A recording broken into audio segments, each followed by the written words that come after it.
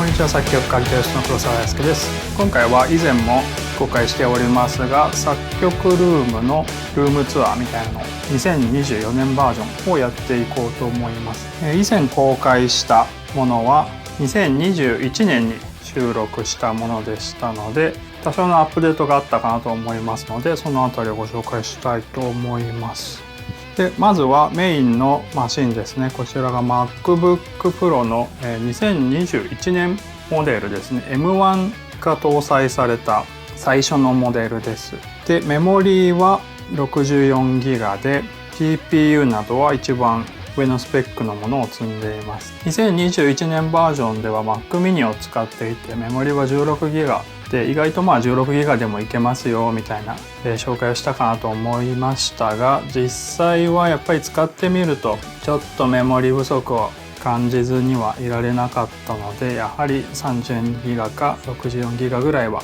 DTM をやるには必要かなと思いました。当時は Mac mini しか M1 の CPU が搭載されたものがなかったので、選択肢がなかったという感じですね。今はもう M3 ぐらいまで出てるのかな。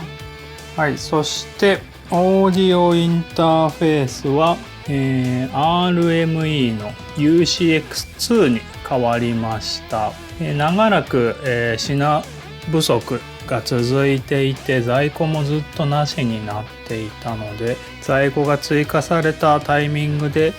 またなんかなくなったら嫌だなと思って、なんとなく買い替えちゃいました。ただ以前の UCX1 が別に壊れたとかそういうことではないので、あちらは外でなんかドラム取ったりとかするように使ってます。なんとなくで買い替えちゃいました。利点としてはこのLED があるんでかっこいいんですが、家で一人で作る時にはほとんどこの画面見ることはないですね。1からの変更点は他は右端子が一つになったっていうところとか、あとはスイッチがこのノブを長押しするのでオンオフをします。これが意外とちょっとめんどくさいというか、パチンという以前の機械式スイッチの方が良かったかなとも思っています。ただボリューム変えたりとかは 0.5 刻みでできますし、このように本なのかスピーカーなのかっていうのが文字が多いので、以前の昔ながらの武骨な表示よりかはだいぶ見やすくなったかなと思います。そして上にあるのが Zoom のオーディオインターフェースですね。こちらは、ずっとコロナ禍からやっている生配信のバンド用に購入しました。月1で配信してたりするので、よかったら見てみてください。全員自宅からリモートでバンド演奏したりとかしています。そしてスピーカーは以前と同じく KRK ですが、こちらも買い替えをしました。ちょっと調子が悪かったような気がしたので、買い替えたといっても以前とほぼ同等のモデルで現行のものに買い替えました。 KRK は結構海外のアーティストギタリストとかが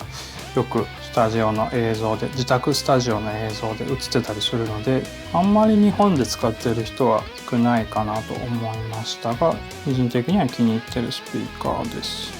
で画面は以前もそうだったかちょっと忘れちゃいましたが、32インチのディスプレイを下に置いて、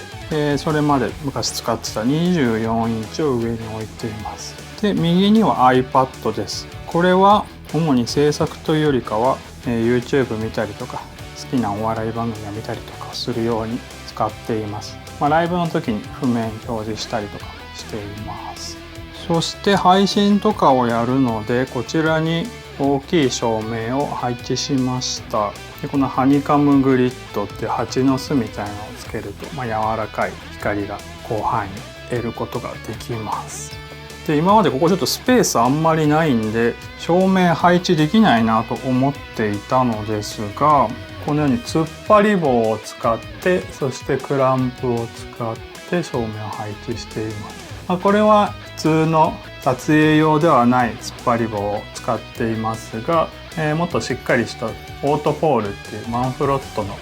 張り棒的な照明スタンドが市販されてますので、そちらも持っています。ここみたいに移動しない場合はこのような安いポールでも問題はないかなと思っています。あとは、おなじみのソニーのラジカセと、ギターアンプをここに配置しました。メサブギーのマーク5の 25W のモデルですね。これはもともと裏の方に置いていたのですが、今ここに置くことによってより電源を入れる機会を増やそうということですね。これは練習用で使っています。やっぱり気持ちいい音で演奏したいので、なかなか練習っていうのは最近あんまりしなくなっちゃったんですが、初心を忘れるべからずという感じで、このようにすぐに手が届くところに配置しています。でギターは以前もこのようにぶら下げていたと思うのですが、このように長いネックを使って重ねて配置できるようにしました。これによって倍の数を配置することに成功しています。ちょっと楽器屋さん的な感じですよね。でこれ強度的にどうかなと思ったのですが、全くグニャグニャすることもなく安定していますので、このように重そうなスケールの長いベースとかも安定してぶら下げられています。で裏にあるのはコミケでコラボしたサリーさんが、作ってくれたポスターとかをコミケ終わった後もこのように飾っています。で一応この裏、もともとクローゼットだったところを扉取り外してカーテンにしちゃってるんですが、ここに物置になってごちゃごちゃしてますが、ここにキャビネットがあります。ちょっと暗くて分かりづらいですが、なので練習する時はこのカーテンを開けてギターの練習をするようにしています。では軽くギターの紹介ですが、前回から増えたのはこちらのサーの7弦ギターですね。こちらは、オーダーをしまして、1年ぐらい待って届きました。アームはなしのフィックスドブリッジです。そしてこちらは自分らしからぬテレキャスター、初めてのテレキャスターですね。やっぱりちょっと今時の若いサウンドを取り入れたいと思った時に、どうしても今までの2ハムだとタップしてもきらびやかなカリッとした感じにならないので買ってしまいました。そしてこの辺りは前からあったかなと思いますが、今はこのベース3本、レイクランドとディングウォール2本を使い分けています。主に荒々しいロックンロールみたいなのをやるときはレイクランドのベースを使っています。リアがハムになっているので、ハムだけにしたらスティングレイ的なサウンドも立てたりします。そしてディングウォールの NG はもうちょっとモダンなジェンティーな曲をやるときに使っています。左の方は5弦で普通のロービー仕様にしています。そして4弦の方は主にドロップ C の仕様にしているので、ちょっと太い弦を張っています。でこの弦が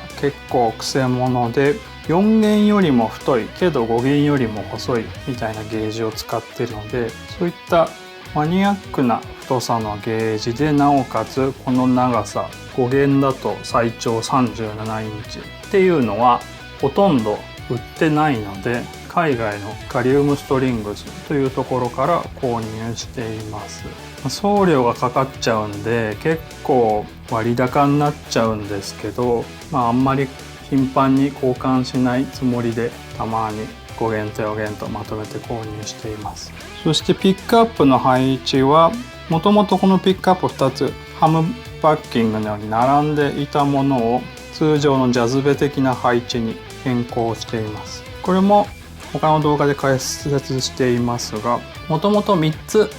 ボディに穴があるので、空いている上の位置にピックアップを移動するとこのような配置にすることができます。ただしピックガードは、この配置のものを買わないといけないんですが、普通に1万円近くするっていうのとサイズがぴったり合うかわからないと思ったので、これはピックガード特注で GTI という工房さんにお願いして作っていただきました。このピックアップ配置でこのスリットが入っているのは、通常だとない仕様なのでちょっと珍しいかなと思います。あとはこちらのエレガット機能ギターという国内のメーカーさんですね。ガットギターっていうのは個人では所有したことはなかったので、登場頻度はあまり少ないですが、レコーディングで使用したりしています。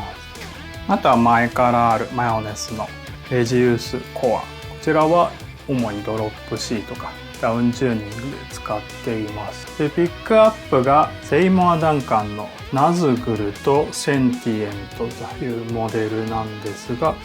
ナズグルの方はかなりダウンチューニングに適した感じがしましたね。変に色が出過ぎないというか。そしてこちらは10代20代ぐらいの時にずっと使っていたセルバというメーカーですね。すごい改造をたくさんして使っていました。今はほとんど弾くことはないですが、かなり珍しいモデルですね。ブリッジにピエゾを乗っけたりとかっていう改造をしています。でこちらはアイバニーズのジョン・ペトルーシモデル。これも今となってはレアなモデルですね。あとはこちらも登場頻度はほとんど最近ないですが、これは古くからの幼なじみが作ってくれたベース。もうスタンダードなジャズベースがいいなということで作ってくれました。でこちらもほとんど最近は使用していませんが、カービンの7弦のギターですね。これは1ドルが79円ぐらいの時に買ったので、かなり今考えるとお安く15万前後とかそのくらいあったですか。今買うと多分40万とか30万とかしそうな気はします。はい、そしてこちらも未だにメインで使っていますキーセルギターの6弦で、ピックアップをジョン・ペトルーシのリクイファイヤーとクランチラにしたりとか、あとはセレクターをセンターにすると自動的にタップされてシングルになるみたいな、これもジョン・ペトルーシ仕様ですね。そしてこの中にオーバルトーンのヌエディバイスというコンデンサーですかねっていうのを入れています。あともう一つ、こちらも7弦ギターでキーセルですね。カービンの次にメインの7弦として使っていました。最近はこちらのサーの7弦が来たので、登場頻度少なくなっちゃいましたが、チューニング変えたりとかドロップ A とか走ったりとかするときに使ったりしています。はい、以上が作曲ルームの紹介2024年バージョンでした。何か質問とかあったらぜひともコメント欄とかに書いていただけたらと思います。ありがとうございました。